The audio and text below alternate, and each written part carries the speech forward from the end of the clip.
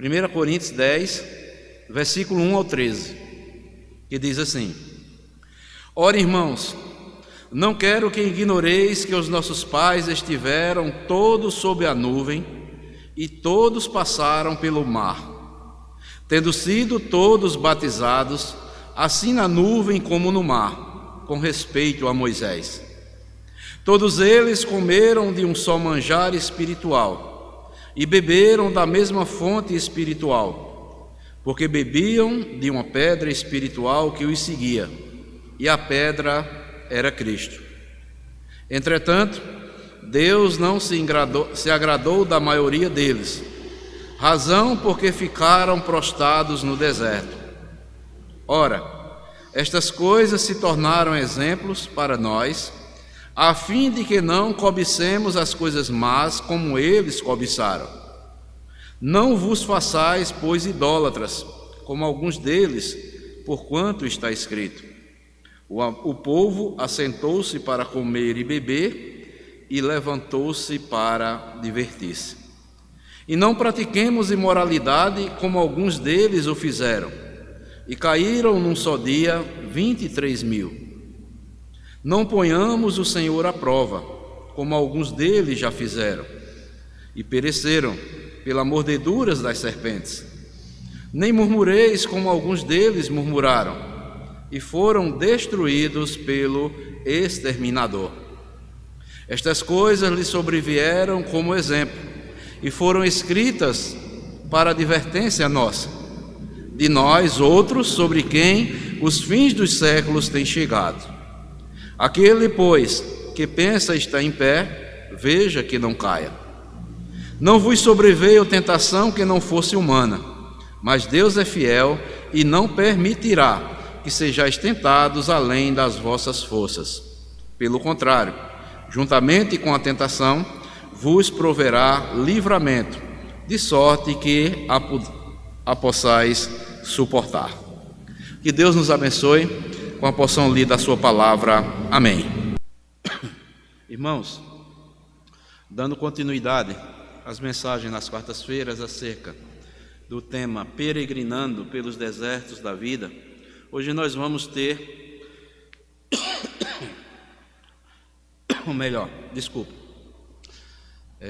meditar hoje sobre o seguinte tema, no texto que nós lemos aqui, na primeira carta de Paulo aos Coríntios, capítulo 10, versículo 1 ao versículo 13, o seguinte tema: resistindo às tentações no deserto.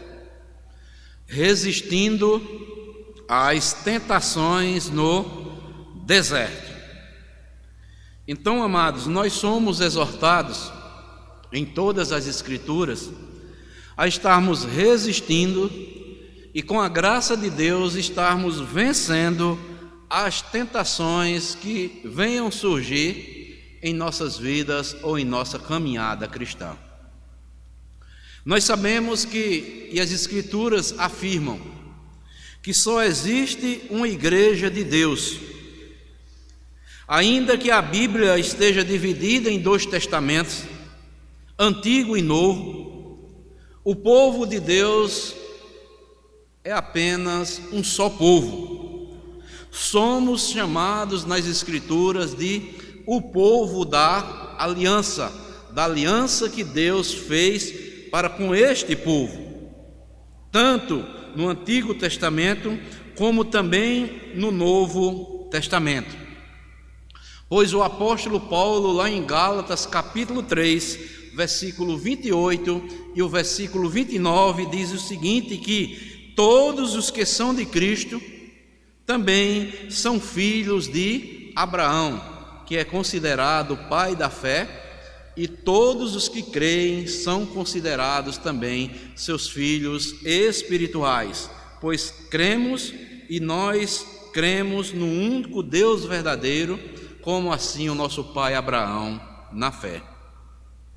E este povo, que é o povo de Deus, ele sempre sofreu tentações.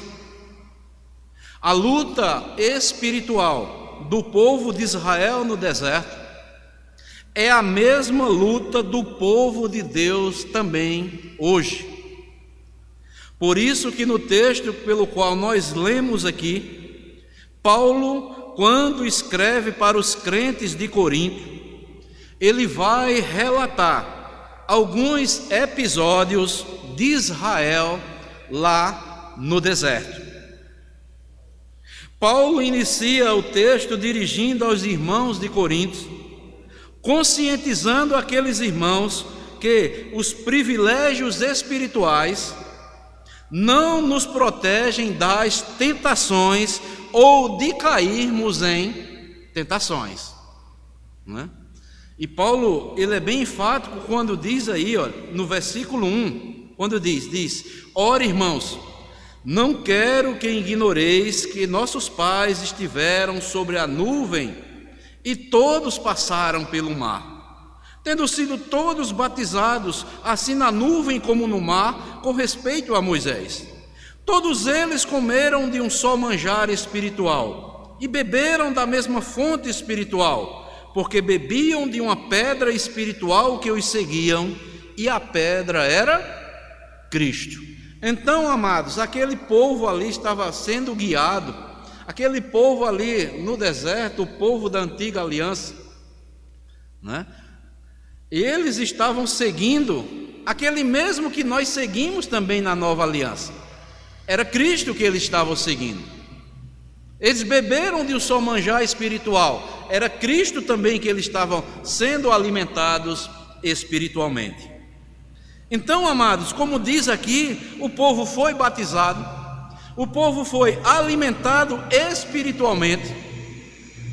Porém, diz aqui o texto, Paulo aqui recomendando aos crentes de Corinto, que Deus não se agradou da maioria deles. Eles foram tentados, cederam à tentação e colheram os frutos amargos dos seus pecados ou das suas desobediências. Amados irmãos, também no tempo presente não é diferente. O mesmo Deus ontem, é hoje e será sempre. Ele também, para aqueles que cedem às tentações, irão colher os frutos amargos do pecado ou da desobediência, como também aqueles crentes lá do passado cederam às tentações, e nós vamos ficar, amados, boquiabertos com as tentações, que muitas das vezes nós achamos que, às vezes lemos esse texto aqui e achamos que são coisas simples, mas não, amados irmãos, aconteceu lá no deserto e acontece também no presente coisas semelhantes ou iguais àqueles que desobedeceram também lá no passado. E quais foram, amados, as tentações que esse povo lá da antiga aliança sofreram e que também nós devemos, ou se não, já estamos enfrentando? Quais os pecados que eles cometeram? E que Paulo vem nos alertar aqui para nós não cometermos esses mesmos pecados, não sermos desobedientes como também eles foram lá no passado. Paulo vai apresentar aqui, amados, pelo menos 5 pecados que eles enfrentaram, cederam, desobedeceram e colheram os frutos amargos da desobediência. E Paulo nos alerta, ele apresenta 5 pecados dos quais nós devemos fugir, nós devemos resistir no tempo também presente, assim como ele alertou aos crentes ali na igreja de Corinto. Quais foram esses pecados? É sobre estes 5 pecados que eu quero trazer uma mensagem para mim e para você, que somos crentes no Senhor Jesus Cristo, que somos povo da aliança de Deus no tempo presente, temos a mesma fé do nosso pai Abraão e somos filhos espirituais de Deus, como assim foi também Abraão, o pai da fé. O primeiro pecado, versículo número 6 aí. Veja o que é que diz. Que Paulo vem mostrar para os crentes de Corinto e também para nós, que nós devemos o quê? Fugir, né? Como o povo de Deus no tempo presente. Versículo 6. Ora, preste atenção, estas coisas se tornaram exemplos para nós, a fim de que não cobicemos as coisas más como eles cobiçaram. Então, o primeiro pecado aqui que Paulo alerta, amados, a mim e a você, como alertou também aos crentes de Corinto, que nós não devemos praticar este pecado como o povo de Israel praticou no pecado, se chama a cobiça. E aqui, amados, falando seriamente, a cobiça é a raiz de todos os outros pecados. Ninguém peca sem cobiçar.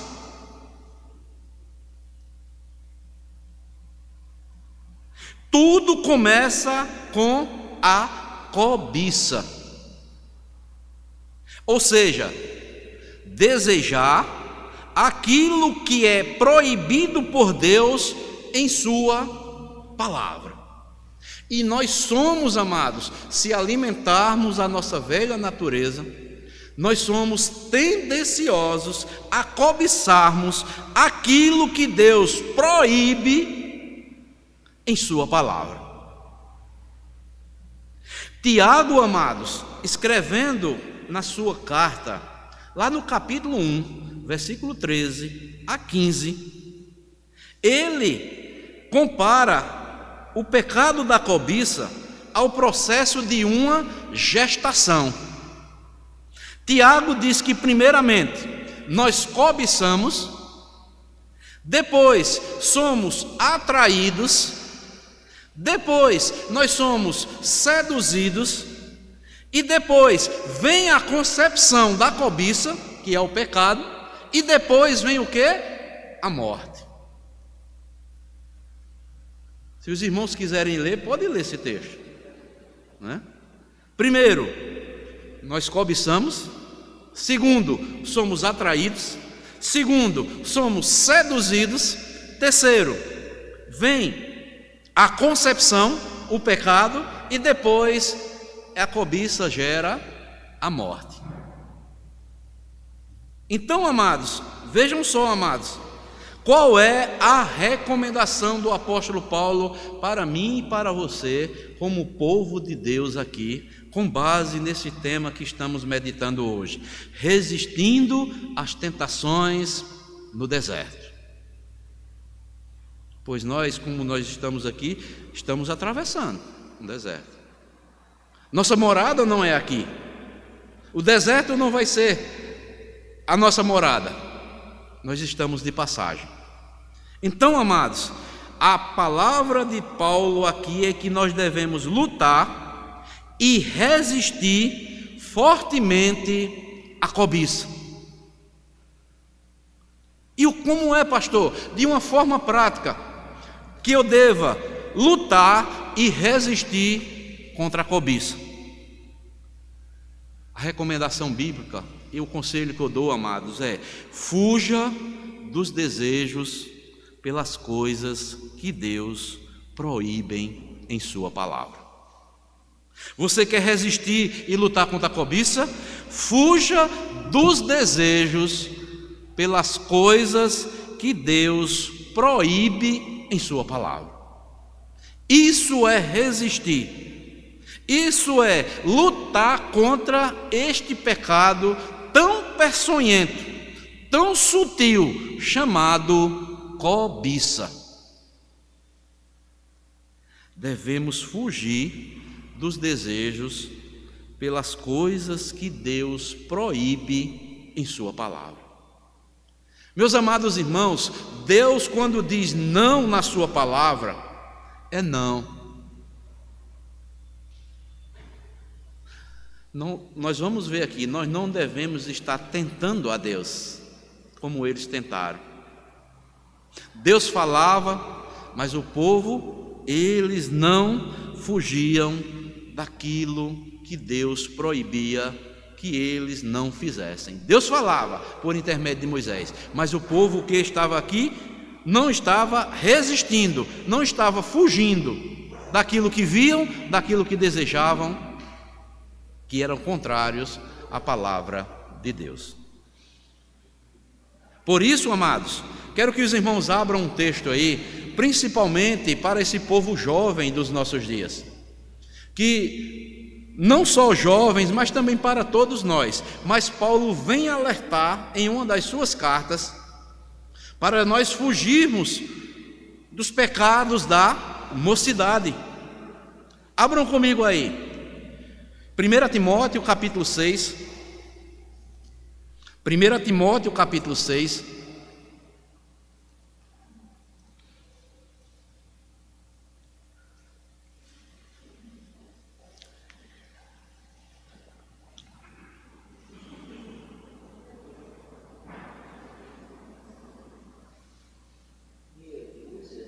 É, 1 Timóteo 6,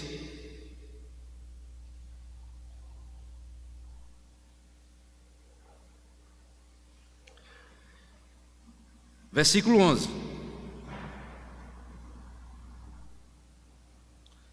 que diz: Tu, porém, ó homem de Deus, foge destas coisas, antes segue o quê? A justiça, a piedade, a fé, o amor, a constância e a mansidão.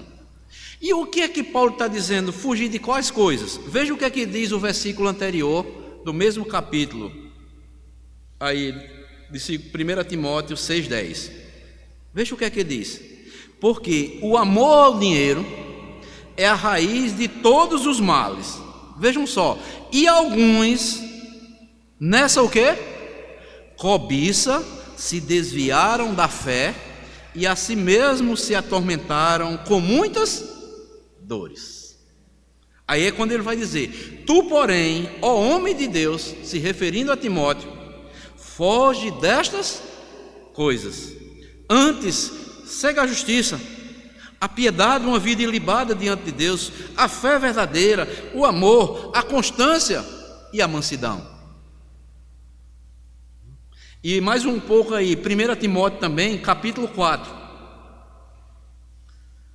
Paulo vai fazer uma exortação para que Timóteo, como um jovem pastor, ele diz, 1 Timóteo 4, versículo 11 e o 12, que diz assim: ordena e ensina estas coisas, ninguém despreze a tua mocidade, pelo contrário, torna-te padrão dos fiéis na palavra, no procedimento, na fé, no amor, na fé e na pureza. Aí ele vai mostrar: até a minha chegada, aplica-te à leitura, à exortação e ao ensino.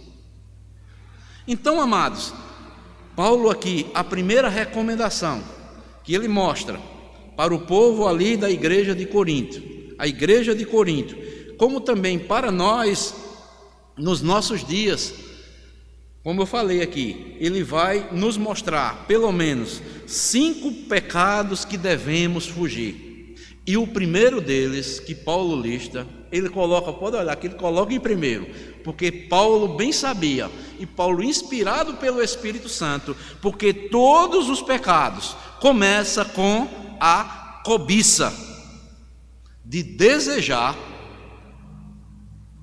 aquilo que é proibido por Deus em sua palavra.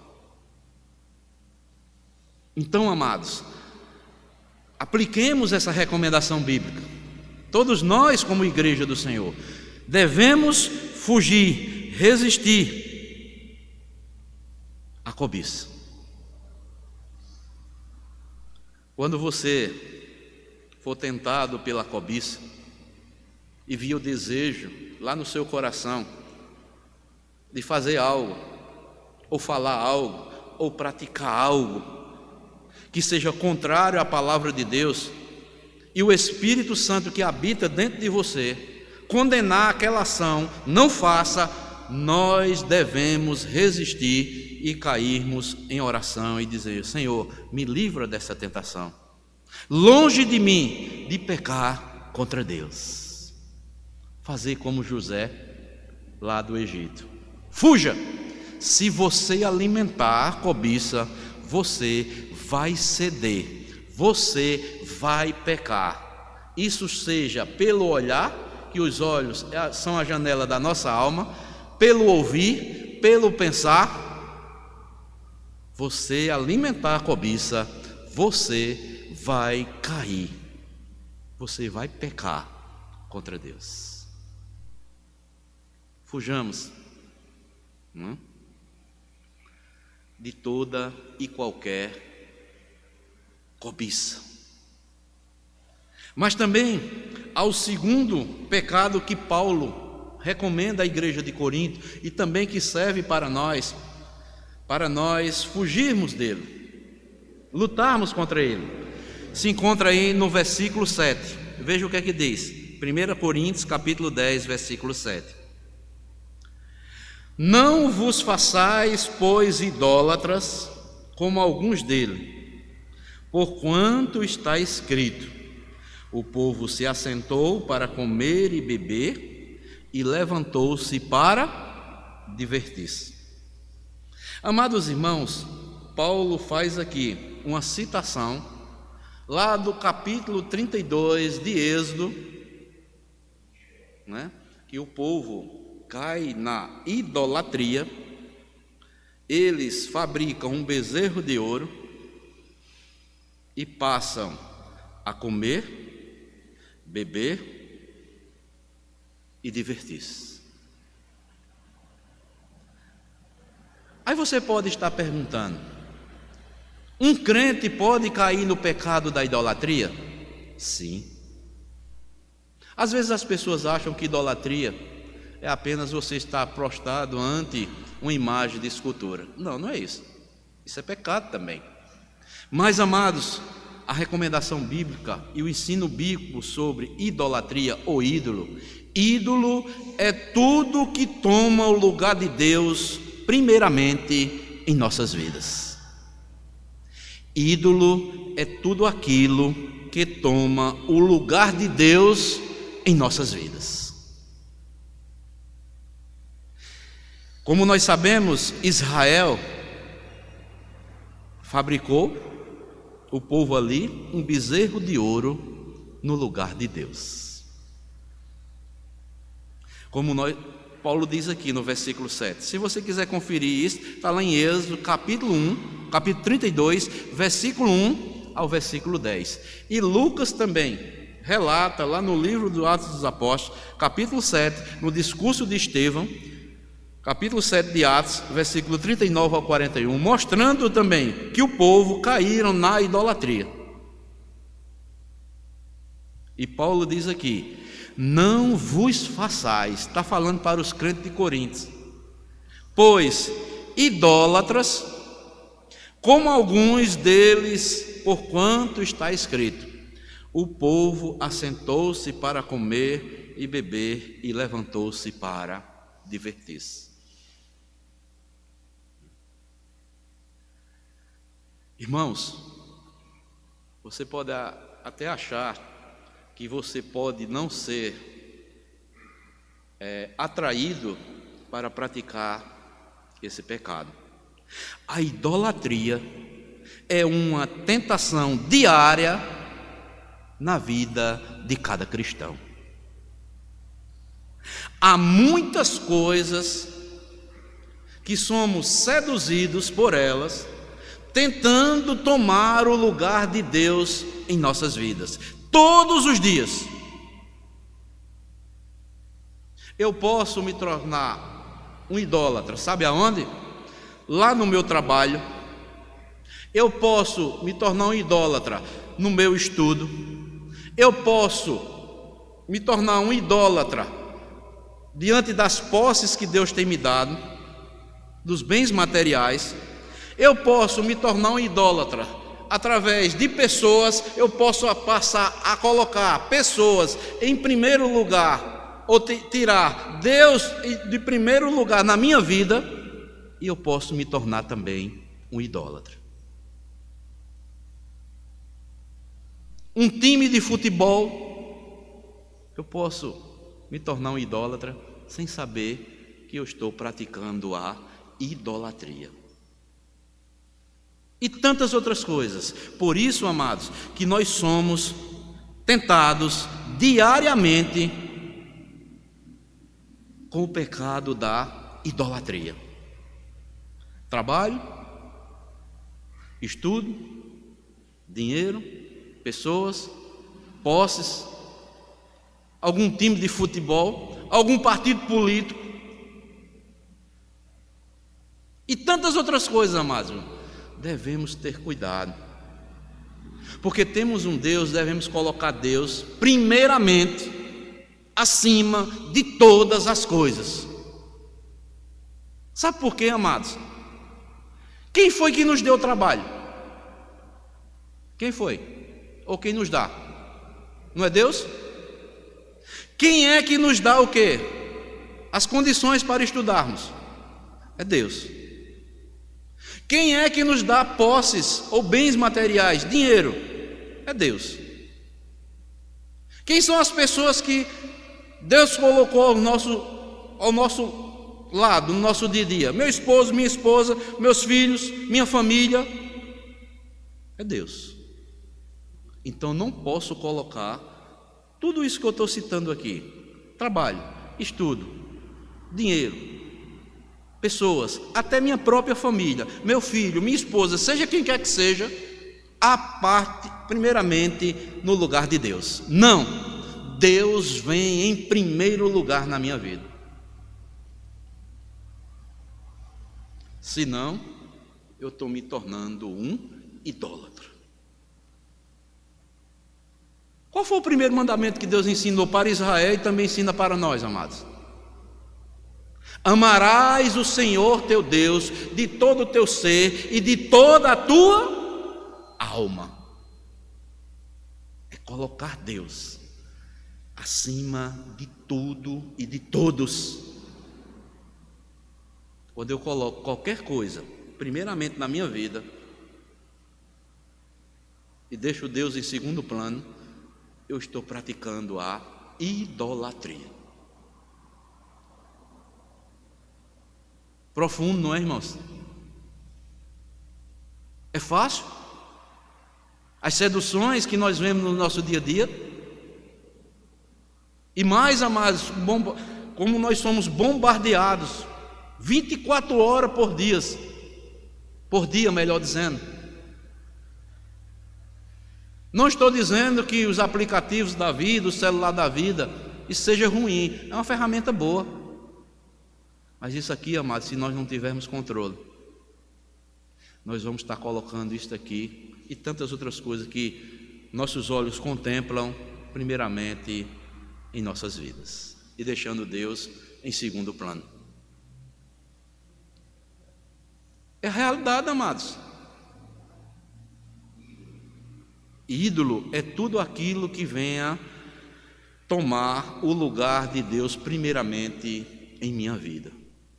Isso se chama ídolo. E o apóstolo João, em sua primeira carta, no capítulo 5, versículo 21, ele alerta. Ele diz: filhinhos, guardai-vos dos ídolos. Por que ele disse isso? Porque João sabia, amados, que ele próprio com seu irmão Tiago, se lembra qual foi o pedido que a mãe de Tiago e o João fizeram para Jesus? Para sentar no trono. Os principais, Senhor Deus. Jesus disse: não compete a mim. Nós somos seduzidos a sermos privilegiados. Nós gostamos de ser contemplados, idolatrados. O ser humano gosta disso. Guardemos de nós mesmos, amados irmãos, porque muitas vezes podemos estar idolatrando nós mesmos, achando que somos aquilo quando verdadeiramente não somos aquilo que nós pensamos. Devemos ter cuidado para não nos tornarmos narcisistas. O que é narcisista? Houve um homem na história chamado Narciso.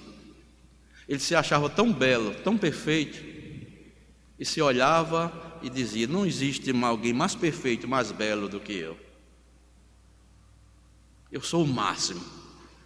Adorava a si mesmo. Ele se olhava no espelho e dizia: quão grande és tu, Narciso.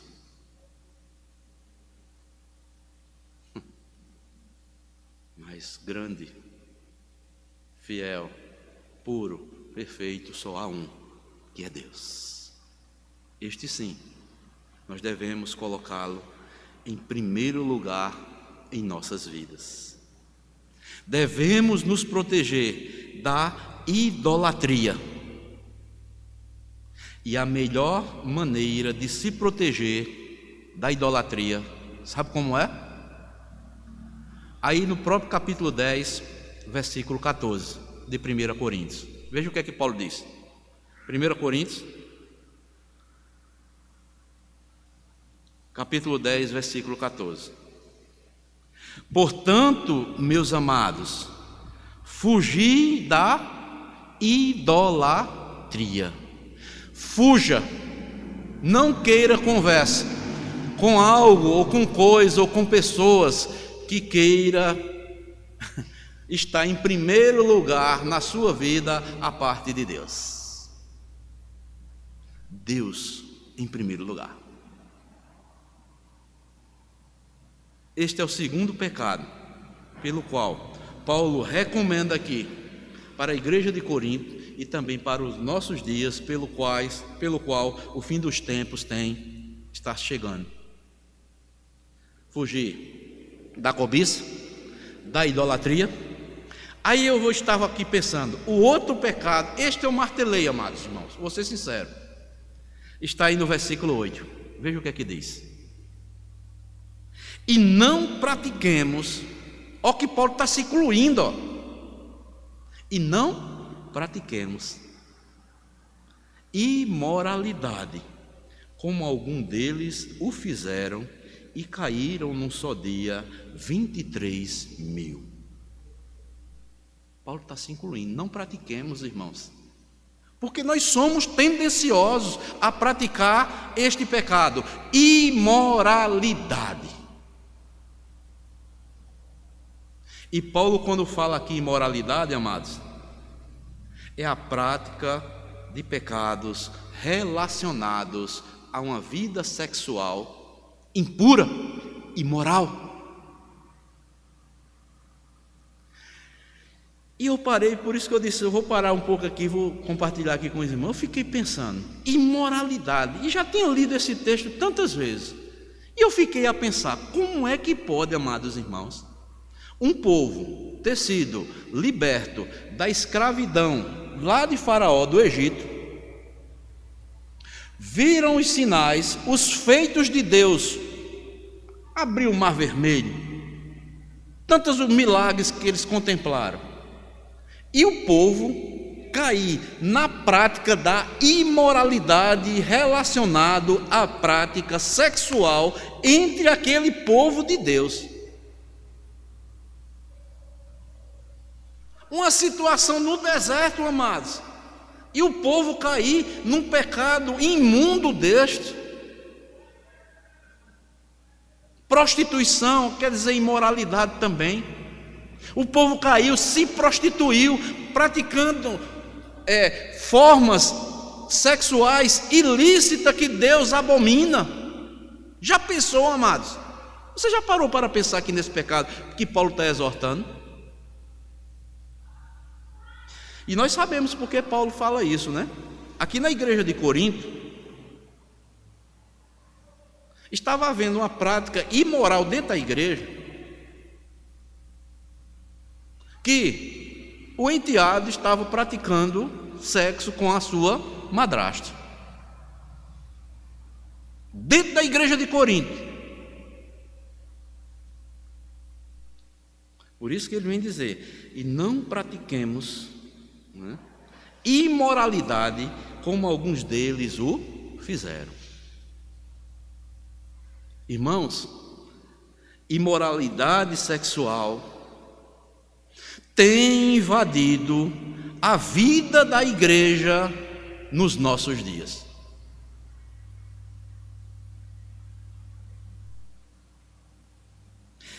A pureza, a castidade e a fidelidade conjugal na igreja dos nossos dias tem sido bombardeada pelo inimigo, e muito tem cedido a esta cobiça, a esta tentação, pela prática de pecados imundos relacionados à prática sexual. Nós temos visto escândalos e mais escândalos na igreja, relacionados, pessoas crentes. Paulo aqui, amados, na igreja de Corinto, ele chama aos santificados em Cristo, eles são crentes, mas havia tantas práticas pecaminosas, até a prática sexual de forma ilícita, imoral. Como eu falei aqui anteriormente, agora há pouco.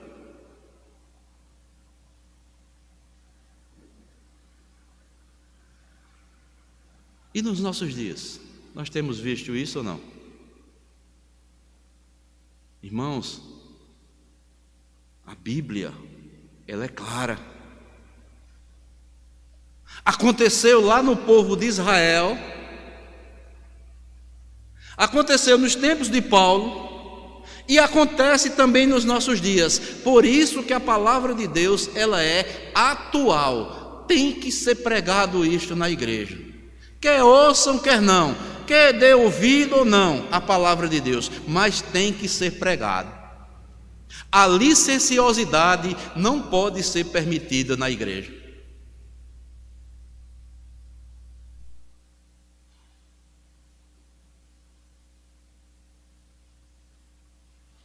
E nós sabemos, amados, precisamos obedecer, à luz da Bíblia, esta recomendação aqui de Paulo, no sentido da prática de pecados relacionados à vida sexual. E nós sabemos, e eu vou abrir aqui mais ainda, temos aí na internet pastores que têm títulos de pastores ensinando, dizendo que é permitido várias práticas de sexo que a palavra de Deus condena. Gerando o quê? Impureza no meio do povo de Deus. Por que Paulo diz isso? Volte um pouco aí, lembrei de um texto agora, 1 Coríntios capítulo 6, voltem aí. Veja o que é que Paulo vai dizer.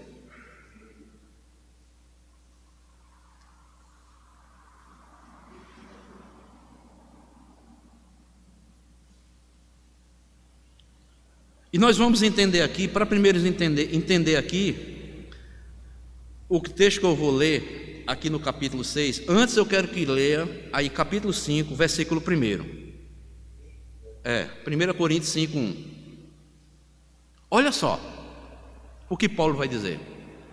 Geralmente se ouve que há entre vós, olha só, imoralidade, e imoralidade tal, como nem mesmo entre quem? Os gentios, isto é, haver quem se atreva a possuir a mulher de seu próprio pai. Olha o pecado que estava na igreja de Corinto.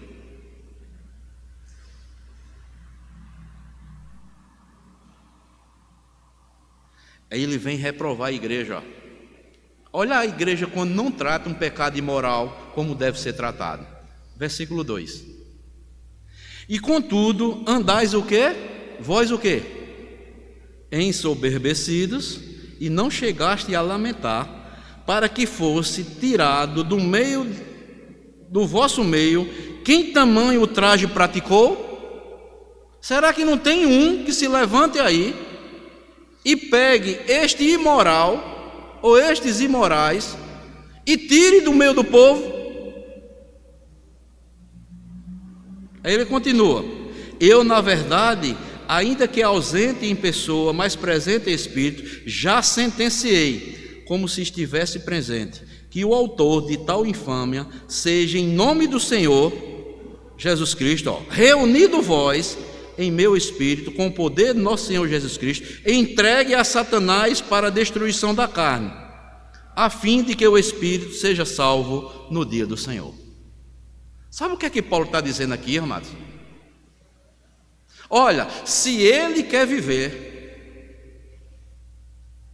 como Satanás tem seduzido aí o mundo, essa prática imoral, tire ele no meio de vocês, deixe ele viver como um gentil e vá orar por ele, para que talvez o espírito dele seja salvo no dia do Senhor. Mas no meio de vocês, tire esse infame. Irmãos, é isso que a igreja faz nos nossos dias. Seja sincero, em muitos casos, mas deve fazer. Mas por ter ou ser algumas pessoas às vezes até influentes na igreja, não se é tratado como biblicamente deve ser tratado. Aí quando chega aqui no capítulo 6, olha, o versículo 18 e o 19 e o 20, ele vai mostrar que toda sensualidade, toda impureza é condenada por Deus. Ele diz, capítulo 6, versículo 18 ao 20: fugir de quê? Da impureza. Qualquer outro pecado que uma pessoa cometer é fora do corpo, mas aquele que pratica a imoralidade peca contra quem? Contra o próprio corpo. Ele está se o quê? Se destruindo. Acaso não sabeis que o vosso corpo é o quê? Santuário do Espírito Santo, que está em vós, o qual tendes da parte de Deus, e que não sois de vós mesmos. Irmãos, aqui é profundo. Tem tantas pessoas que usam o seu corpo, né? E fazem o que quer. Isso é na prática sexual, isso é nas vestimentas, isso é em tantas coisas. A pessoa diz, o corpo é meu, eu visto a roupa que eu quiser, eu faço o que eu quiser do meu corpo. Paulo diz, olha, quem é crente nascido do alto, o corpo dele ou dela não pertence mais a ela, é morada santa do Espírito Santo de Deus.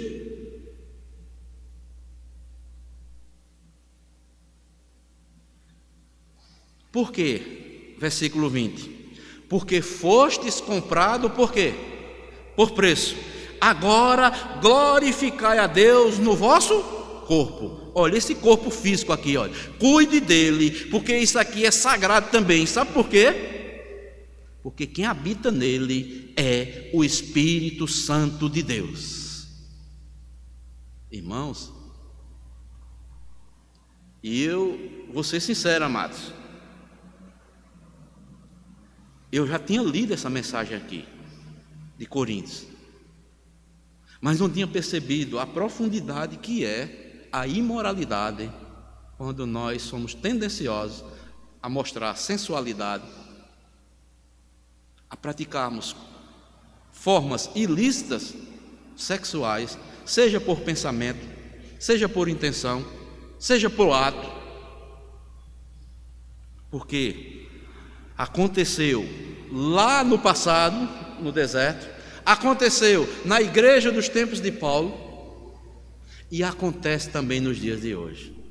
Por isso que Jesus Cristo diz devemos ouvir aquilo que o Espírito Santo diz às igrejas. E a palavra de Deus, quando ela é lida e quando meditamos nela, é o Espírito Santo falando para nós que somos templo do Espírito Santo. Nós somos a igreja do Deus vivo. Então, amados, lembremos que todo pecado, seja ele qual for, gera uma consequência indesejável e vem sobre aqueles um julgamento divino. Eu sei, amados, que todo pecado é pecado, mas eu vou dizer uma coisa: o pecado da imoralidade na vida de um crente, toda a sua reputação vai embora.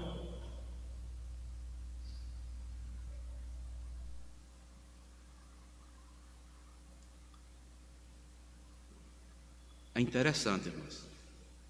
Todo pecado traz uma consequência. E quando é acerca da imoralidade, pecados relacionados à vida sexual, toda a reputação daquela pessoa cai por terra. Isso não quer dizer que Deus não perdoa. Deus perdoa.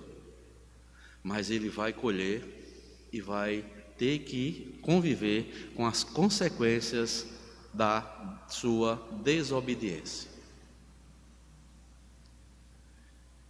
Cobiça, idolatria, imoralidade. Quarto, vou adiantar aqui para está chegando o tempo. Está no versículo 9. E não ponhamos o Senhor à prova, como alguns deles já fizeram, e pereceram pelas mordeduras das serpentes. Aqui é tentar a Deus. O povo tentou a Deus. Paulo aponta mais uma tentação: tentar a Deus. E o que é tentar a Deus? É testar a Deus, é estar acusando Deus ou cobrando a Deus de alguma coisa. No caso de Israel, aconteceu várias vezes. O povo tentou a Deus, começando lá em Refidim, quando o povo estava com sede, e o teor da acusação está lá em Gênesis 17, versículo 7, que diz: está o Senhor no nosso meio ou não? Eles sabiam que Deus estava presente no meio deles. Então, tentar a Deus, amados, é testar Deus. Se eu sei que Deus está comigo, eu não devo estar testando a Deus e dizer: será que Deus está comigo mesmo? Isso é tentar a Deus. E o povo desafiou Deus. Está Deus entre nós ou não está?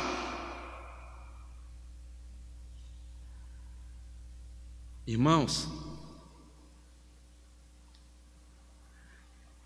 lá em Deuteronômio, Moisés repete ao povo, aquela nova geração, que eles não tentassem o Senhor como seus pais tentaram. Está lá em Deuteronômio 6,16, que diz: não tentarás o Senhor teu Deus como o tentaste em Massá. Aí você pode estar perguntando: mas pastor, eu não tento a Deus não. Será que você não tenta? O texto aqui, amados, fala que eles foram, o juízo de Deus foi as mordeduras das serpentes. E relembra o episódio da serpente de bronze que foi levantada lá no deserto, para que eles fossem curados, aqueles que orassem para a serpente e crescem no que Deus estava falando, seriam curados, prefigurando assim a pessoa bendita de Jesus Cristo. Lembre-se, amados, ou lembremos-nos que esta foi uma das tentações que Jesus sofreu. Se Jesus passou por esta tentação de tentar a Deus, eu e você também somos tentados. Você se lembra lá junto de Jesus, lá em Mateus 4, quando ele foi conduzido por Deus, pelo Espírito, para o deserto para ser tentado pelo diabo, ou não? Eu vou ler aqui esse texto, Mateus 4, versículos 5 ao 7, que diz: Então o diabo o levou à cidade santa, colocou ele sob o pináculo do templo e lhe disse: Se tu és filho de Deus, atira-te abaixo, porque está escrito: Aos seus anjos ordenará a teu respeito que te guardem, e eles te susterão as mãos, para não tropeçares em alguma pedra. Jesus vai e cita Deuteronômio, capítulo 6, versículo 16. Está escrito: Não tentarás o Senhor teu Deus. Ele pode fazer todas as coisas. Eu sei que Ele está comigo. Eu não duvido da sua presença em minha vida. E quantas pessoas não estão tentando a Deus nos nossos dias? Pessoas crentes. Onde está Deus que Ele não está ouvindo esse meu sofrimento? Onde está Deus que tanto que eu sofro? Oh meu Deus! Deus está com você e você está tentando a Deus. Será que Deus não está vendo a minha aflição? Ele está vendo. Se Ele não agiu em prol de você, é porque Deus não permitiu e não quer, e sabe o que é melhor para você, é dessa forma.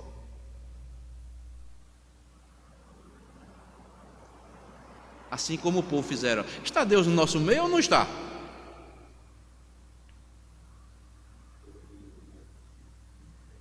Amados irmãos, tem pessoas cristãs e nós vemos esse pecado aqui quase todo dia, tentando a Deus. Deus, Ele está presente em todo lugar, mas de uma forma especial. Ele está presente na vida dos seus filhos e de suas filhas, com todo o que? Sua plenitude. Nós não devemos duvidar da presença de Deus na minha ou na sua vida. Se Ele está permitindo que passemos por algo, é porque Ele é soberano. Mas que Ele sempre vai estar presente comigo e com você, nós os que somos nascidos de Deus, regenerados pelo Espírito Santo, que somos templo do Espírito Santo, Ele nunca vai nos abandonar. Porque o próprio Jesus Cristo promete isso. Eu estou com vocês, estarei com vocês todos os dias, até a consumação dos séculos. Está passando por alguma coisa? Vá dobrar o joelho, vá chorar, vá lamentar, vá se quebrantar, vá dizer: Senhor, tem misericórdia de mim, que eu sou um miserável pecador.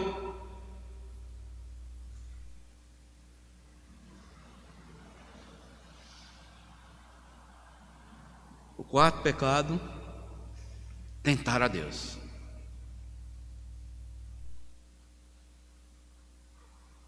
Porque todas as vezes que fazemos isso, estamos testando a Deus. Eu sei que Ele pode todas as coisas. Muitas pessoas crentes esquecem de um texto que Tiago diz na sua carta: se Deus quiser, faremos isto ou aquilo, ou iremos para tal lugar ou tal lugar. Se Deus quiser. Se é uma condicional. Mas parece que os crentes se esquecem. Se Ele quiser, Ele vai fazer isso. Se não, temos que nos contentar.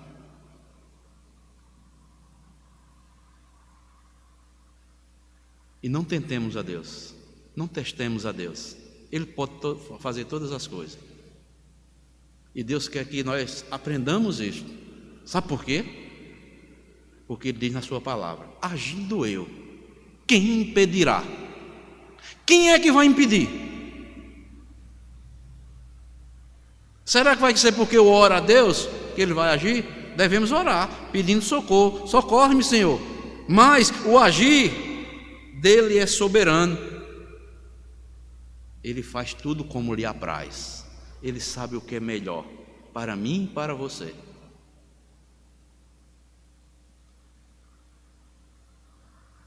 E Jesus Cristo ensinou isso. Qual é o pai que o filho lhe pedir pão e ele vai dar uma serpente?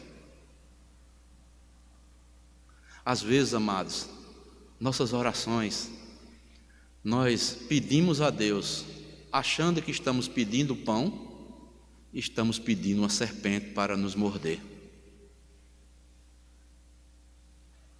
E Deus muitas vezes não responde ou não atende aquela nossa oração conforme nós queremos, é porque nós achamos que estamos pedindo algo de bom, mas não é bom para mim e para você.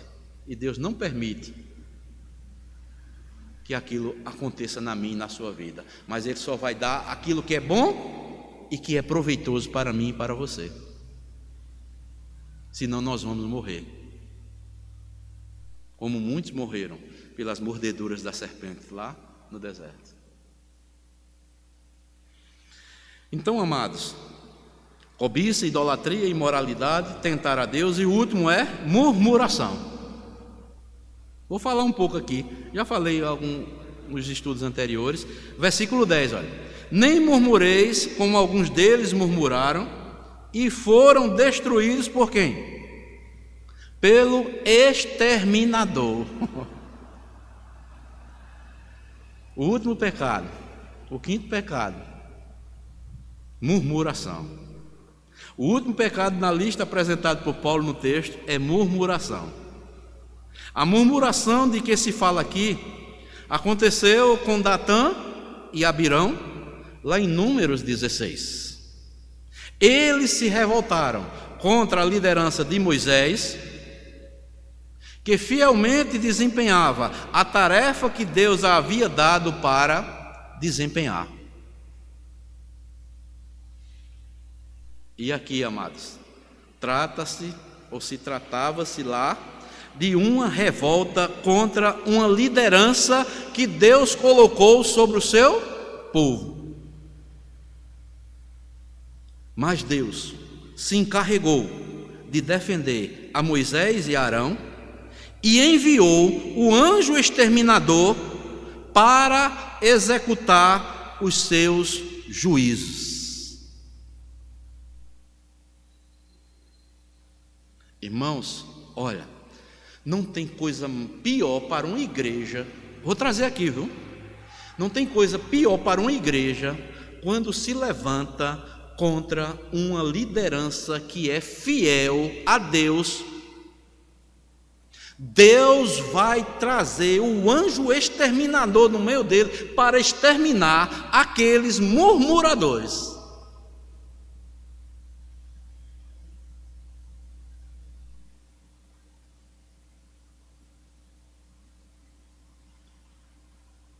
Ele enviou o exterminador.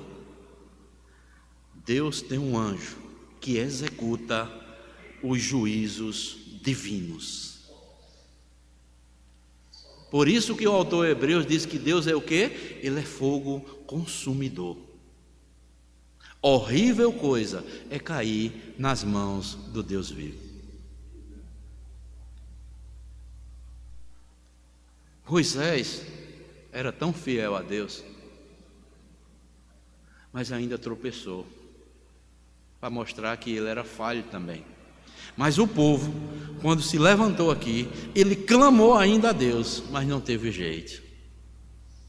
Deus exterminou. Em outros momentos, Deus o quê? Até que disse: olha, eu achei graça diante de ti, Moisés, eu vou poupar o povo, viu? Quando Deus disse: a minha presença não vai mais contigo não, Moisés, eu vou enviar só o anjo é quem vai com você. E naquele momento, está lá em Êxodo 32, a nuvem do céu desapareceu. E o povo, sabe o que foi que aconteceu? O povo ficou desesperado, porque a nuvem ali era símbolo da presença de Deus que estava presente no meio do seu povo. Então Moisés clama a Deus lá em Êxodo 32 e diz: Senhor, se tua presença não vai comigo, não me faça subir com esse povo, eu não vou. Sem a tua presença não faz nenhum sentido entrar numa terra prometida se tu não estiver presente, Senhor.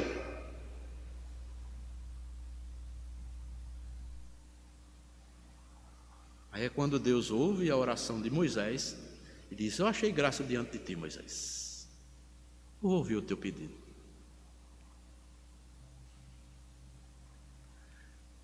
Moisés vai lá para a tenda. Quando Moisés entra na tenda, a nuvem volta novamente. Que maravilha, amados.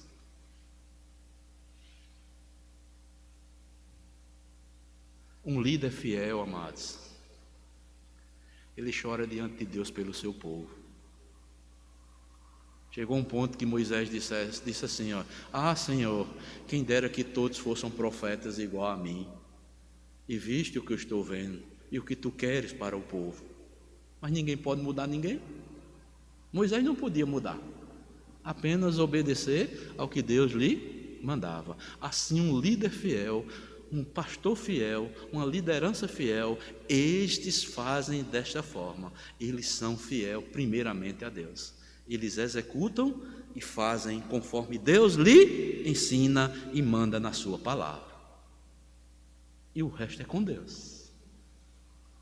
Uma coisa eu sei, um líder fiel, ele, como aqui, ele protegeu, se encarregou de defender a Moisés. E Deus defende quem é líder fiel da igreja. Pode o povo murmurar contra a liderança, está murmurando contra Deus. Deus só dá, amados, a uma igreja aquilo que Ele vê que é melhor. Pastor passa, presbítero passa, diácono passa, mas Deus não passa não, amados. A sua palavra permanece. Eu e pastor Rubens estamos aqui à frente da igreja. Nós vamos passar, como passaram outros pastores. Nós vamos passar, porque nós somos pecadores, redimidos, lavados pelo sangue de Jesus, vocacionados porque Deus quis. Mas uma coisa eu sei, eu vou passar, pastor Rubens vai passar, porque eterno só é Deus e a sua palavra. Os presbíteros daqui vão pastar, os diáconos vão passar, e Deus tem no seu local lá, tem um reservatório de pastores, de oficiais fiéis, que até a consumação dos séculos, Deus vai levantá-los, porque a obra é dele. E aquele que começou a boa obra, há de concluí-la no meio de vós. Isso é o Deus da aliança. Moisés passou ou não? Aquele a quem Deus diz: olha, Moisés, com Moisés, meu servo, eu falo como nenhum a outro. Com Moisés eu falo face a face. Foi o pecado de Miriam, não foi? Eu sou profetisa também. E quando Deus trouxe juízo para ela, ela se tornou o quê? Leprosa. Se eu quero falar com Moisés dessa forma, só escolhi ele. Aquele que falava face a face. Deus disse: Moisés, olha, eu não prometi, você passou 40 anos no deserto, está lá em Deuteronômio. Você passou 40 anos rodeando no deserto, passou? Eu não prometi a você que ia colocar esse povo lá na terra, esse povo vai entrar, essa nova geração. Você não vai entrar não, Moisés. Você vai ver, quando você descer o monte, eu vou recolher vocês para com vossos pais. Porque eu sou um Deus fiel, Moisés. Porque houve um momento que você não santificou o meu nome no meio do povo. E onde foi esse momento?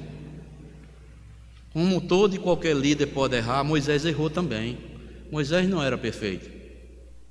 Quando o povo chegou, pressionou Moisés e Arão, trouxessem para o deserto, para morrermos de sede, Moisés, nós e nossos filhos. E Moisés orou a Deus e Deus disse: olha, Moisés, fala só para a rocha que vai sair água dela. Moisés, eu não sei o que foi que aconteceu com Moisés. Moisés pegou o cajado e feriu a rocha.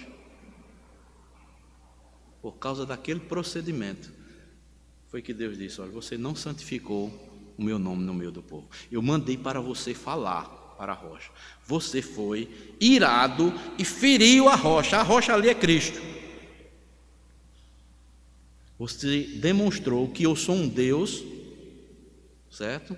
Que não tem um controle. Eu não sou igual a você não, Moisés. Eu não sou um Deus descontrolado como você não. Eu apenas mandei você falar e você feriu a rocha. Por isso você não vai entrar. Agora veja a terra. Moisés foi e olhou. Prepare Josué, que o sucessor dele vai ser de você, vai ser Josué, viu? Quem era que imaginava, amados irmãos, no meio de Israel, o sucessor de Moisés ser Josué? Um comandante de guerra, um soldado que matou meio mundo de gente.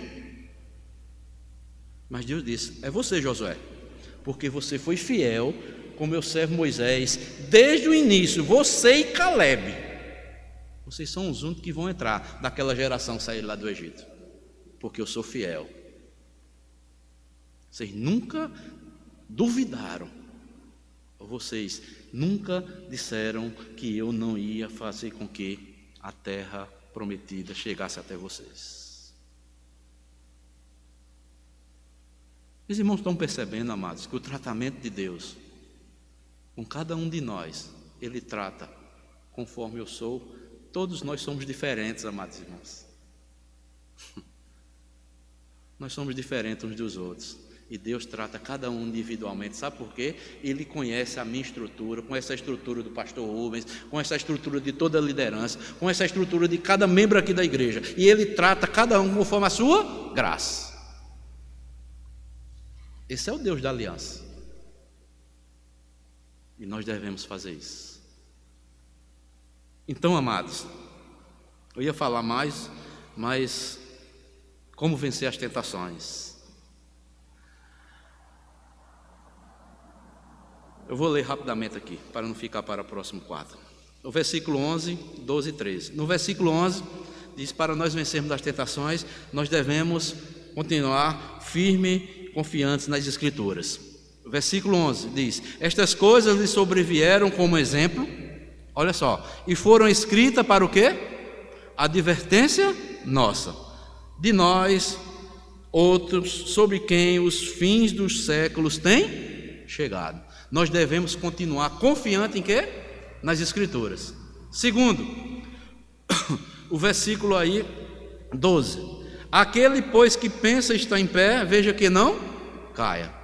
Para vencer as tentações, em primeiro lugar, continue confiando nas Escrituras, que elas foram escritas para advertência nossa. Segundo, dependa da graça de Deus. Aquele, pois, que pensa que está em pé, veja que não cai. Que pensa. Não é que está em pé, viu?